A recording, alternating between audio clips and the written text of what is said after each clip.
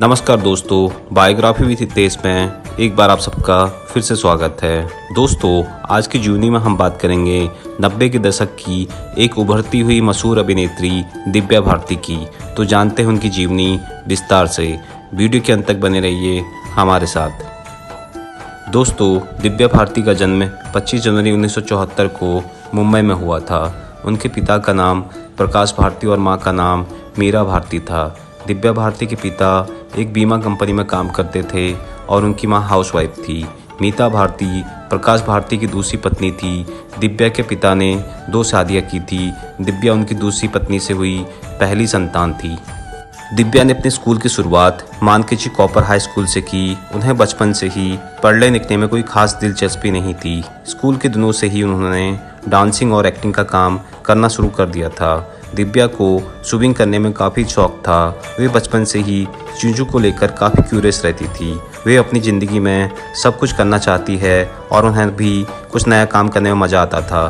दिव्या अपने बचपन से ही काफ़ी ज़्यादा चुलबुली और नटखट स्वभाव की थी। उनके इसी स्वभाव के कारण उनके परिवार वाले उन्हें गुड़िया कहकर संबोधित करते थे। दिव्या ने बहुत कम उम्र में ही हिंदी फिल्मों में काम करना शुरू कर दिया था, इसलिए उन्होंने अपनी पढ़ाई को बीच में ही छोड़ दिया था। दिव्या भारती का फिल्मी कैरियर। दिव्या भारती ने बहुत कम उम्र में ही मॉडलिंग की दुनिया में हाथ आजमाना शुरू कर दिया था। जब वे मॉडलिंग की दुनिया में आई तो उस वक्त उनकी उम्र सिर्फ 14 साल की थी। दिव्या दिखने में इतनी ज़्यादा खूबसूरत थी कि बहुत कम उम्र में ही मॉडलिंग की वजह से वो काफ़ी ज़्यादा फेमस हो गई थी।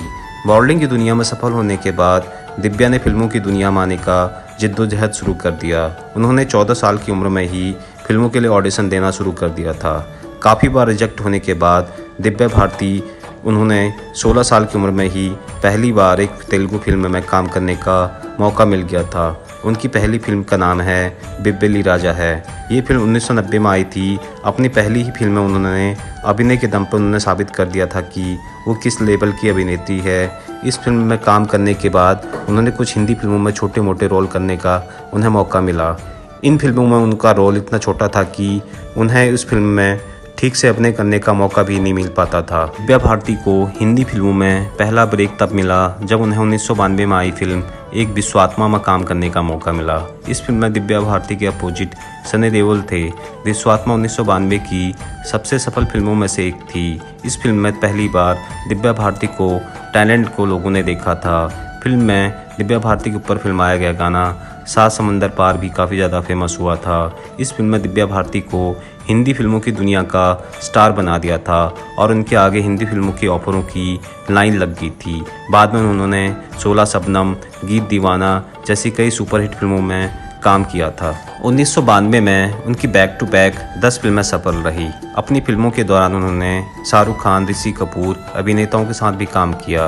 1992 में उन्हें अपनी फिल्म दीवाना के लिए सर्वश्रेष्ठ नवोदित अभिनेत्री के लिए फिल्म फेयर अवार्ड से सम्मानित किया। दिव्या भारती की काफ़ी फिल्में थी, जिनमें से चुनिंदा ये हैं दिल का क्या कसूर, 16 और शबनम, दीवाना, जान से प्यारा, बलवान, दुश्मन जमाना आदि हैं। दिव्या भारती की शादीशुदा जिंदगी। दिव्या भारती जब गोविंदा के साथ शोले और शबनम की शूटिंग कर रही थी, उसी दौरान उनकी मुलाकात फिल्म निर्माता साजिद नाडियावाला से हुई। फिल्म की शूटिंग के दौरान ही साजिद और दिव्या एक दूसरे के करीब आए। दिव्या भारती को साजिद नाडियावाला काफ़ी ज़्यादा पसंद आए थे। साजिद से मिलने के कुछ दिनों बाद उन्होंने फैसला कर लिया कि वे साजिद से ही शादी करेंगे। दिव्या से मिलने से पहले ही साजिद की शादी हो चुकी थी, लेकिन इसके बावजूद भी साजिद को दिव्या का भी पसंद आई। बाद में उन्होंने 10 अप्रैल 1992 में दिव्या भारती से शादी कर ली। इन दोनों का धर्म अलग अलग था, इसलिए दिव्या भारती ने अपने पिता को नहीं बताया था कि वे साजिद से ही शादी करने वाली हैं। उनकी शादी में दिव्या के घर वालों में से कोई भी नहीं मौजूद था, लेकिन बाद में जब दिव्या ने अपने पिता को अपनी शादी के बारे में बताया तो उन्होंने अपनी बेटी के इस फैसले को स्वीकार कर लिया। बाद में अपनी शादी के बाद दिव्या ने अपनी नाम बदलकर सना नाडियावाला रखा था। दिव्या और साजिद की इस शादी को 1 साल भी पूरा नहीं हुआ था। इससे पहले ही दिव्या भारती की मौत हो गई थी।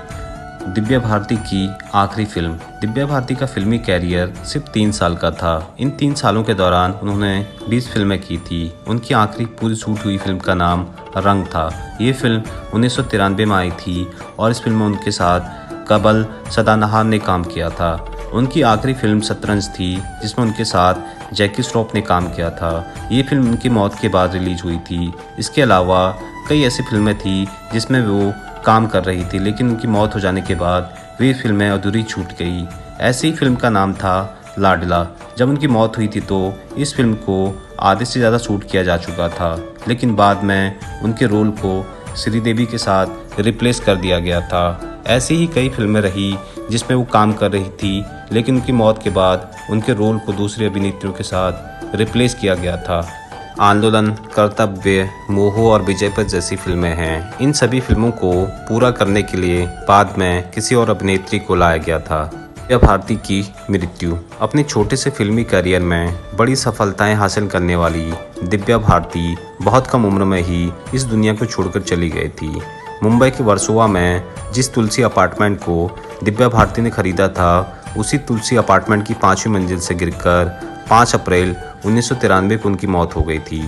ये थी आज की बायोग्राफी दिव्या भारती की, जो एक बेहतरीन अदाकारा के साथ एक उभरती हुई कलाकार भी थी दोस्तों। इसी के साथ आप दीजिए इजाज़त। मिलते हैं जल्दी एक नई शख्सियत की कहानी के साथ। जय हिंद, जय भारत, वंदे मातरम।